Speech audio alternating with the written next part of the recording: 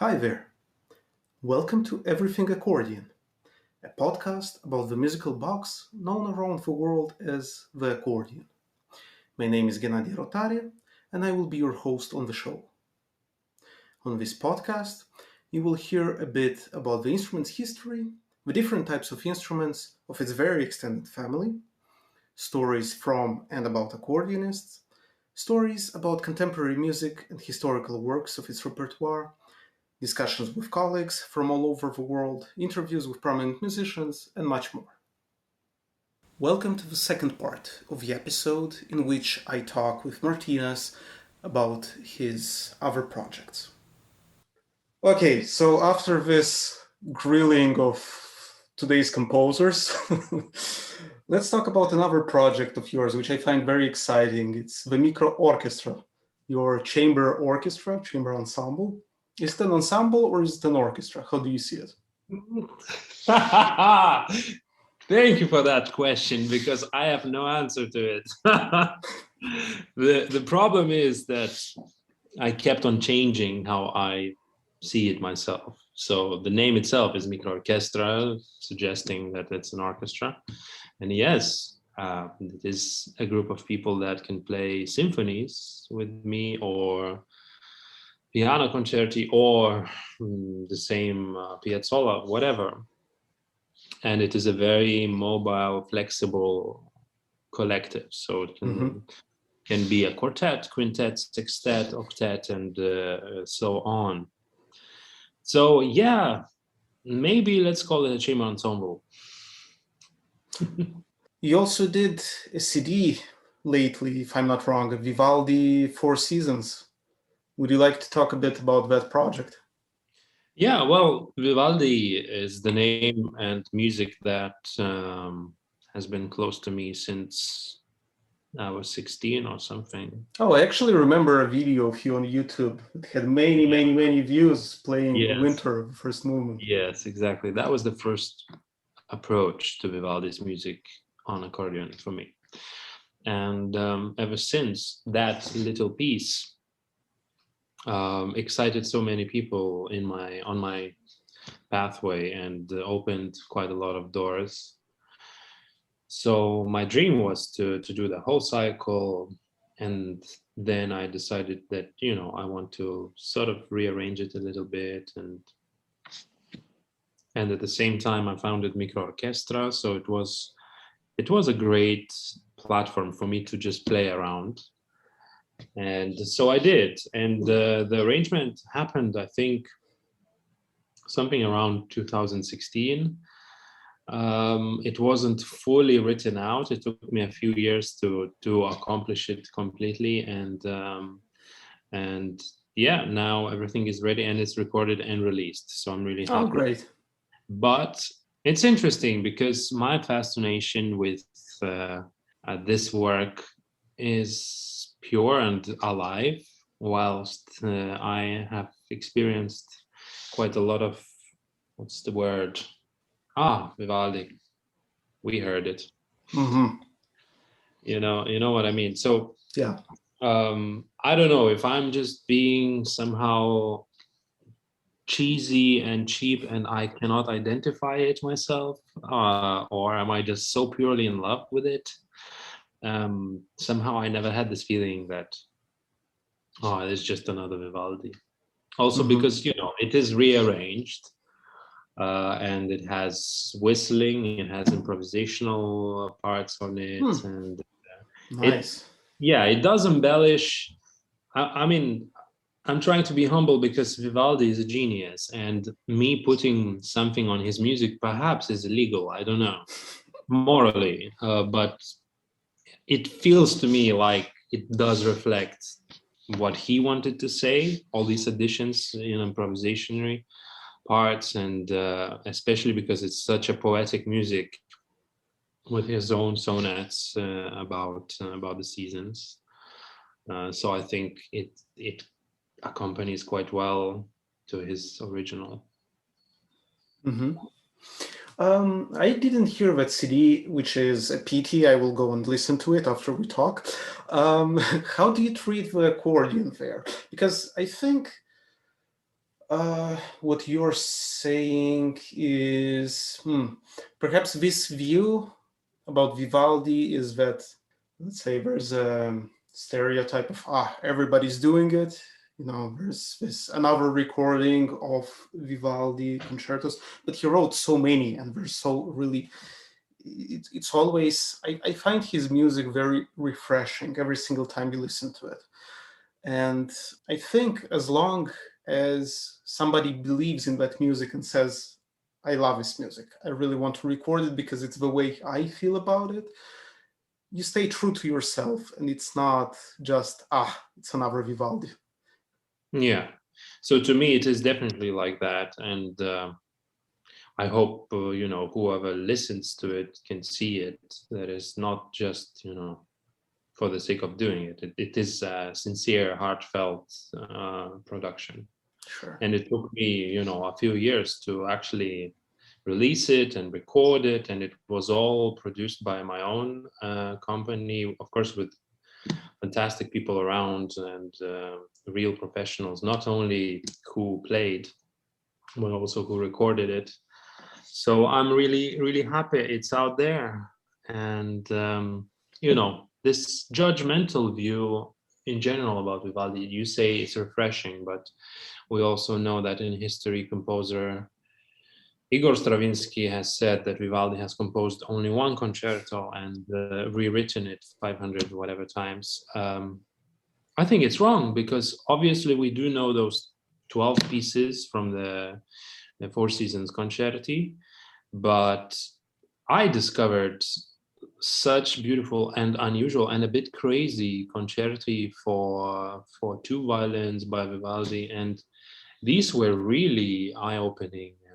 And no one can ever say that he composed one formula of a concerto and repeated it many, many times, because everyone is unique and every one of them is challenging by itself. So, and especially when you come and play with string players and you take one of the solo violin parts and you do the dueling, the fighting, because that is the idea of two solos playing in the concertis, is really challenging and also very uplifting, exciting, fire going on in there. So yeah, there is a lot to discover about this composer. It's not just that simple to view and see it as a Four Seasons composer.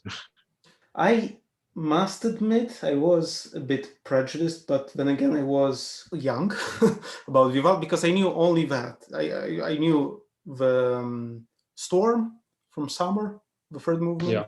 and the first movement of Winter, and maybe a bit of the first movement of Spring. That was all. Once I went to a concert at the Teatro Rossetti here in Trieste, and I've heard the Sonata La Folia performed by Baroque ensemble, and I had goosebumps from the beginning to the end. And to me, that was eye-opening. And they said, okay, now I need to go and really search and find out who Vivaldi is as a composer, because he is not only the Four Seasons. Perhaps maybe it wasn't even one of his favorite concertos, but there's a world behind it to discover. So yeah, definitely. So listeners, go and check out Martinez's Vivaldi CD. I'm sure it's great. I'm going to do that as soon as we end the recording of the episode. So yeah, Martinez, now a question about, our uncertain times. How do you stay fit and motivated during the pandemic? Well, Thank you. Let's go to another question. no, I can tell. Well, I think because I'm strong. This is not humble at all. But it's very interesting that in the past year, I enjoyed my life more than ever before, in terms of, well, not than ever before. Like, I think I More than used in to, some years, let's yeah, say. I used to have such quality of life, when finishing the conservatory in Cholet, and then also a bit when starting the studies in London. And then the life hit, and there's not enough time for everything. And so I think I used it as a luxury. The whole year I had this luxury to practice, and somehow motivation wasn't a question for me. I just, opened the music, whatever I wanted to learn the new things, and the old things too. And this kind of free creative process and time saved me. And I was so still into it. Like, after the concert now, on the weekend, I decided that, a few days I won't practice, but this is Tuesday and I'm already itching to do something. So I'm really happy, because you might spend weeks without touching the instrument. And I know some of the colleagues have told me that when the pandemic hit, they just stopped. And I know why, because I am struggling with the same, to see the meaning, or to kind of envision the future, that, oh yes, in a few months it will be over and we can start all over with concerts and programs. You don't know. And things are being planned for me this summer, but I'm still not sure. So my mindset is that everything is canceled, and whatever happens, I'm just really grateful for it happening. Mm-hmm. Yeah, I think that's a very important thought for all of us, because there's nothing we can do about it. We can only just go with the flow, keep ready, and try and use the time that we have on hand to work on ourselves and maybe realize some projects that we didn't have the time or the will because we were tired, because of traveling and schedules and so on. So yeah, it's a very True. important I thought. must add that as musicians, accordionists, I guess we cannot do nothing about it. It's just, our individual choice how to spend that time, practice or drink wine, Or but both. or both. But as human beings, I think we must understand that we can do a lot about it, and it is important not to let it flow by itself. I think that 1 year was more than enough for us to learn on the new reality, but now everyone needs to work together somehow to make the world come back to the normal. And I'm saying this without some kind of anger or pressure. I think it just really depends on every one of us on this earth to really make all the efforts to come back to new normal, but somehow normal. You anticipated my next question, whether you thought that it will go back to normal or would go forward to a new normal. But yeah, you Yeah, answered it. well, I think it has to be kind of the same normal, because the world has seen pandemics previously, and the world and history has witnessed much more horrific things than corona. So it's still here, it's still alive. People didn't Disappear in the yeah, centuries. So yeah, yeah, definitely. It's, well, for us, hopefully things will start moving forward in some direction. But I think they are, because I see many of my colleagues doing projects that they simply didn't have the time to do. Maybe somebody online, maybe somebody's doing a podcast, maybe somebody's doing, well, they used to do when it was allowed, when the situation was a bit better, home concerts for, say, 10, 15 people, which was also a very interesting thing. And yeah, I think that's something that, as soon as the situation will allow it, the music will come back to the theaters and to the streets and so on. So I'm very confident about that. yeah. I think there is no doubt that people will come back. I've read some sort of opinions that probably nobody will be brave enough Mm. to come back to the theaters. No, no, it's crazy to think that, because actually one thing that really was clear to me during the pandemic that man cannot live without these products. I would use this word in life, because yes, we do need bread, we need water, we need to feed ourselves, but also part of that nutrition is culture. Somehow it's so evident to me like never ever before. And people will come back to not only to support the starving musicians and culture people, but also to satisfy themselves, you know. So I'm pretty sure about that. That's why I think the political side of the corona management needs to really move on to start things over and letting the culture be open again in as safe as possible way, but it has to come back. Because it is relevant for, whether you believe it or not, for the soul, for something inside us that I think it aches for beauty, arts, culture, music, hearing live performances, having this, because it's not only about music in itself, because you can also put Spotify on and just listen to music from morning until evening, but it's the experience of actually meeting and being in the same space, feeling the energy around it, and creating this experience together with the artist and with the other people. And us being isolated from one another, it's something that we as social beings need and want.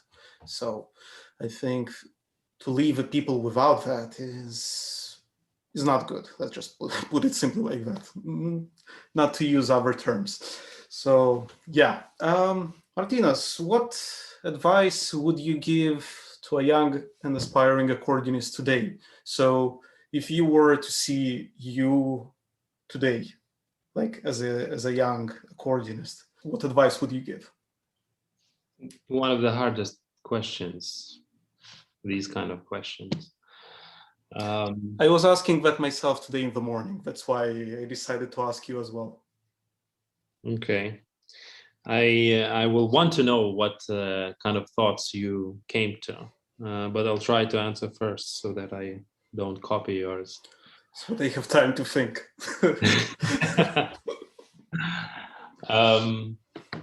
The thing is, I have had quite a few young accordionists come to me and say, "Oh, I want to be just like you." And my first and definitive answer to them is no. You will never be like me because you are you, and you have to follow your own. So I think that would be the advice. Nothing to do with me, but just like how important it is to find your own. And it is really hard. It's not just like, oh, I'm gonna find myself today. It's not happening like this. You have to answer millions of questions to yourself. Some people are clearer with what they want to do, and because of, I don't know, circumstances or impulsive teachers who, you know, put the direction on them, and they believe that it's it. But I was lucky enough, even in the past few weeks, I had conversations with a few accordionists around the world, and they wanted my advice and consultation on things, and I was so happy to see that they they come to me for this kind of encouragement, knowing that they have an idea, but I guess they are not brave enough yet to follow it. So they seek for that encouragement, and I'm more than happy then to provide that, because this is what I believe in mostly, is that you have to be yourself fully. And as I said, it is not the easiest task, but I think the only way to really be a successful and happy musician. Yeah, definitely. The personal realization as a musician, aside from, you need to be true to yourself and say, that's what I do, that's what I am, and I'm happy with what I'm doing and where I'm going. which is not easy because there's going to be lots of doubts, lots of deviations on the path. But yeah, as long as you stay true to yourself, nobody's going to come and say, it's just another Vivaldi. So, So what your thoughts on that? well, something similar along the lines of you said, like be true to yourself, but also last year I've been doing this course called Be Your Own Manager, done by an ex-CEO of Vienna Concert House, Bernhard Keres. He's also doing this series of webinars that started when the pandemic started, and it was an eye-opening experience. Also because when we study, I don't know how it was the Royal Academy for you, but when I studied at my academy and when I went also to Helsinki, for example, and so on, there was not a single subject that treated the business and the industry of being a musician, because you might be the most genius musician out there, but if you don't know at least the basic inner workings of how to move onwards from there, it will be very tough. It will be a frustrating path and so on. So one of the advices that I would give a 15-year-old myself would be try to learn as much as possible about these behind the curtains moments of how things work, because that would spare you a lot of time, a lot of doubts, a lot of frustrations, and it will also get you into the desired direction faster. So that would be an extra thing which I would add. Very nice advice. I think extremely valuable and important. Martynas, would you like to plug something in, your project, some links maybe that our listeners could go and see and listen to? Well, we already spoke about Vivaldi and the micro orchestra and Composers Plus. So I think this is quite enough information for anyone who is keen to know more. Everything is online. So micro orchestra can be found on website microorchestra.com. The whole information about me is martinasmusic.com. Also Facebook, Martynas Official, and Instagram, Martynas Music. The listeners will find, I will put all of the links into the information of this episode. So okay, yeah, they can go and...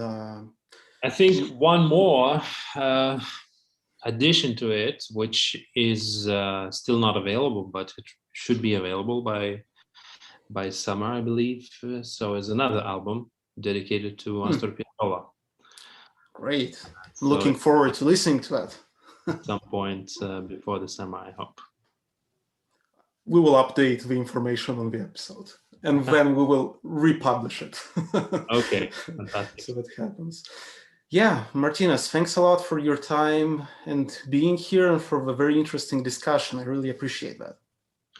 Thank you, Ghenadie, for reaching out. And indeed, it was very interesting to talk about all these topics.